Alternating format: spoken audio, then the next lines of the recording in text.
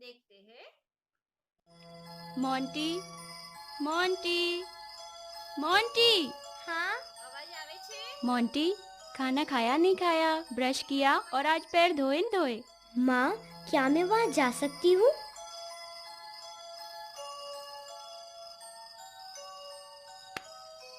कहाँ खोई खोई रहती है आजकल, न जाने कैसी कैसी बातें करती है।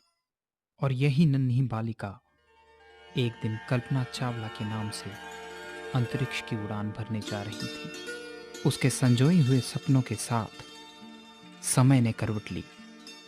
बचपन बीता, किशोरावस्था की दहलीज पर नन्ही मोंटी को अब उसके मूल नाम के साथ संबोधित किया जाने लगा, क्योंकि अब उसकी पढ़ाई के साथ साथ उसका दिशा निर्धारण किया जाना था।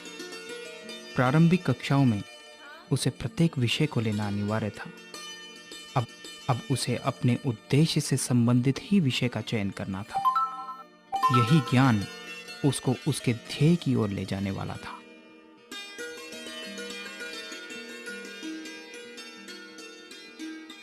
माता पिता ने भी उसकी विशेष रुचि को देखते हुए ही विषयों का चयन किया था। अब कल्पना लक्ष्य पर अपना तन मन केंद्रित करते हुए अंत तक पहुंचाने वाले बीहड़ पथों को पार किए जा रही थी।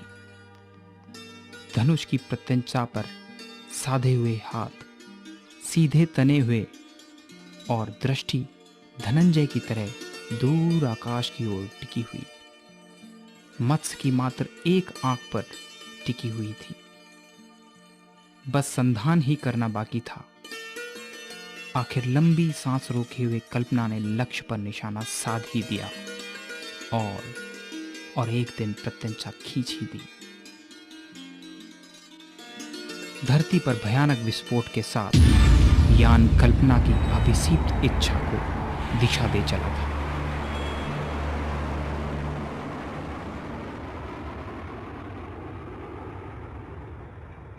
करोड़ों नेत्रों ने इस मंजर को उत्सुकता भरे नयनों से सांस रोके हुए मॉनिटरों पर निहारा। आकाश की निहारिकाओं में से खोई हुई एक बालिका आज युवावस्था की जोखिम भरी उड़ान पर रूबरू होती हुई दिखाई दी। उफ, कितना रोमांचकारी ऐतिहासिक क्षण था आज विश्व के सामने। विश्व की प्रथम साहसी महिला अंतरिक्ष की उड़ान पर अपने सपनों को साकार करती हुई। इस साहसिक कदम को विश्व के सभी अनुसंधान केंद्रों पर दिखाया गया और सभी निस्तब्ध होकर इस मंजर को निहार रहे थे। दूर कहीं जन्मदाता माँ बाप भी सहस्त्रों की दुआओं के साथ बेटी को अपने संजोई हुई सांसों से धोंकने दे रहे थे।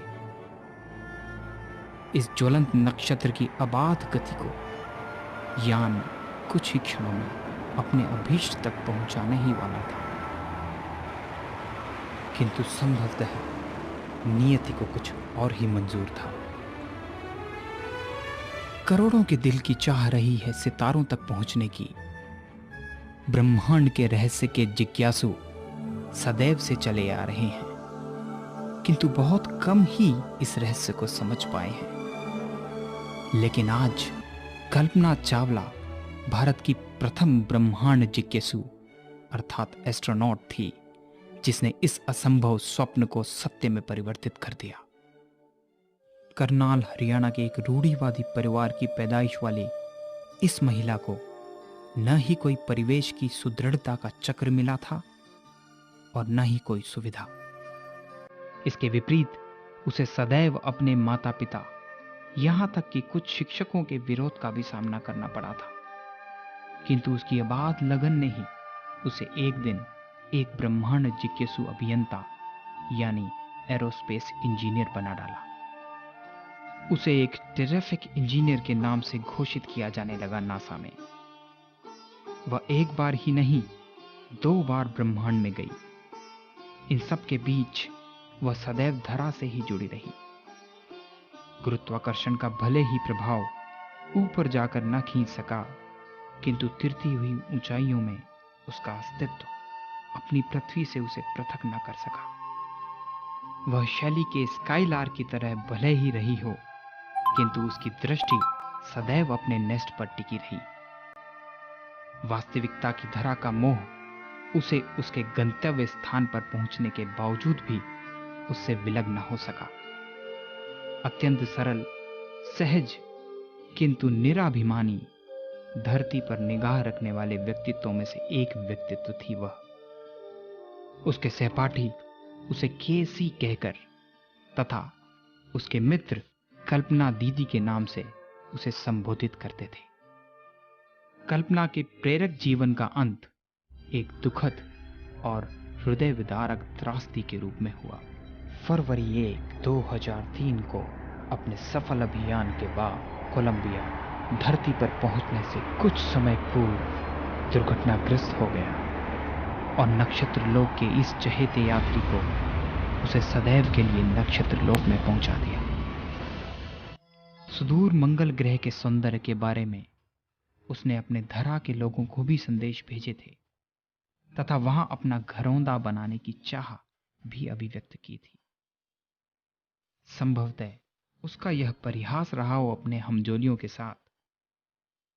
यह परिहास हमारे लिए विद्रूप मुस्कान ही सिद्ध हुआ। वह स्वयं भले ही अंतरिक्ष की गहराइयों में विलुप्त हो गई। देखा आपने? ये कल्पना चावला का वीडियो था। कल्पना चावला जो हमारी भारत की प्रथम महिला अंतरिक्ष यात्री थी। मैंने आपको पहले बताया था ना। और उनका ये सपना था अंतरिक्ष में जाने का, और उन्होंने ये सपना पूरा किया। वो कितनी बार अंतरिक्ष में गई थी? 2 बार अंतरिक्ष में गई थी। 2 बार। और 2 बार अंतरिक्ष में जाने के बाद 2 बार अंतरिक्ष में जाने के बाद फिर उन्होंने वहां से मंगल ग्रह को भी बहुत सुंदर, मंगल ग्रह की सुंदरता का भी बहुत ही अच्छे से वर्णन किया था। वो तो वहां पर अपना घर ही बनाना चाहती थी, लेकिन उनका सपना वो सपना रह गया। आपने वीडियो के लास्ट में देखा होगा कि वो ब्लास्ट हुआ ना यान का, तो पृथ्वी के गुरुत्वाकर्षण बल में आते हुए क्या हुआ, उनका ब्लास्ट हो गया था। और उनका वो सपना अब कौन पूरा कर रही है? सुनीता विलियम। सुनीता विलियम। सुनीता का भारतीय होना हमारे लिए गर्व की बात है। उनके नाम के पीछे विलियम्स लगता है, तो फिर भारतीय गुजराती कैसे?